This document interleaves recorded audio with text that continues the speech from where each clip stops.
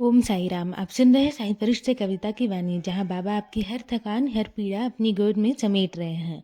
दिन भर के दर्द, चिंता और बोझ को अब छोड़ दीजिए बाबा के चरणों में। चलिए शुरू करते हैं।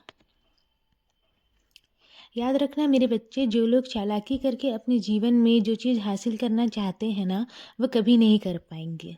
वह अपने फ़ायदे के लिए सीधे साधे लोगों को चलाने की कोशिश करते हैं। जो चुपचाप अपना काम करता है, उसी को सबसे ज़्यादा दबाया जाता है। पर तुम डरना मत, जो तुम्हारा है वो तुम्हें मिलकर ही रहेगा। तुम बस सच्चाई के रास्ते पर चलते रहो। मैं हर पल तुम्हारे साथ हूँ। मैं तुम्हारे घर पर साक्षात विराजमान हूँ मेरे बच्चे, मुझे पत्थर की मूर्ति मत समझना। मैं हर पल तुम्हें देख रहा हूँ और सुन रहा हूँ, और तुम्हारे परिवार का सदस्य बन चुका हूँ। मैं तुम्हारे घर की हर स्थिति को बहुत अच्छे से जानता हूँ मेरे बच्चे। जो भी फैसले तुम्हारे घर पर लिए जाते हैं ना, उसमें मैं भी शामिल रहता हूँ। तुम चिंता मत किया करो, तुम्हारी मेहनत का एक भी पैसा व्यर्थ नहीं जाएगा।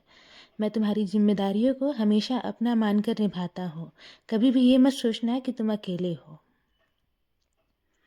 जिस रिश्ते में अचानक से बदलाव आने लग जाए ना, तो वहाँ समझ जाना कि सामने वाले व्यक्ति को अपनी गलती का एहसास हो गया है। और जहाँ बार बार मौका देने पर भी कुछ ठीक नहीं हो रहा, वहाँ यही समझना कि सामने वाला व्यक्ति खुद ही नहीं चाहता कि कुछ ठीक हो। और वहाँ तुम्हें परेशान होने की ज़रूरत नहीं है। सब मुझ पर छोड़ दो, मैं देख रहा हूँ। लोग तुम्हारी अच्छाई का फ़ायदा उठा रहे हैं, तुम्हारी शांति को अपनी बातों से तोड़ना चाहते हैं। पर याद रखना, जो व्यक्ति बार बार दूसरों को गलत साबित करने की कोशिश करता है ना, वो स्वयं अंदर से असंतुलित होता है। हर किसी को अपनी गलती का एहसास एक साथ नहीं होता। कुछ लोग तब समझते हैं जब हालात उन्हें सिखा देते हैं, और उस समय तक तुम्हें चुप रहना है, सब्री रखनी है। बार बार समझाने की कोई ज़रूरत नहीं है। जो समझना चाहेगा वो बिना कहे ही समझ जाएगा, और जो नहीं समझना चाहता, उसे 1000 बार समझाने पर भी कोई फ़र्क नहीं पड़ेगा। ऐसे लोगों को अपने मर्ज़ से तुम दूर रखो। तुम्हें परेशान होने की कोई आवश्यकता नहीं है, सब कुछ मुझ पर सौंप दो। तुम्हारी आंखों की जो परेशानी है ना, वो मुझसे छिपी नहीं है। बहुत जल्द इसका समाधान होगा। और हाँ, तुम्हें अपनी लापरवाही का एहसास नहीं हो रहा था ना, जब मैं तुम्हें बार बार समझा रहा था, तुमने मेरी बात नहीं मानी, और देखो अब तुम्हारा मन दुखी है। पर अब अगर तुम्हें अपनी गलती समझ आ गई है तो उसे सुधार लो। मैं हर पल तुम्हारे साथ हूँ। और हाँ, तुम्हें उदास रहने की ज़रूरत नहीं है। जहाँ तुम्हारे नंबर कम आए हैं, वहाँ अगली बार ज़्यादा भी आएंगे। तुम हर परीक्षा में सफल होगे। तुम बस मेहनत करते रहो।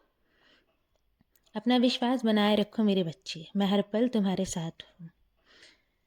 समय को थामने की कोशिश मत करना, ये तो रेत की तरह होती है, मिट्टी की तरह ही फिसल जाती है। जीवन में तुम्हें बहुत से लोग मिलेंगे, कुछ तुम्हारे दिल के करीब होंगे और कुछ दूर तक के हमसफ़र होंगे, जो तुम्हारा साथ निभाएंगे, जो तुम्हारी कदर करेंगे।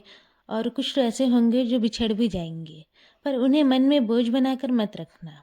ज़िंदगी तब बेहतर होती है मेरे बच्चे, जब तुम केवल खुद खुश नहीं रहते।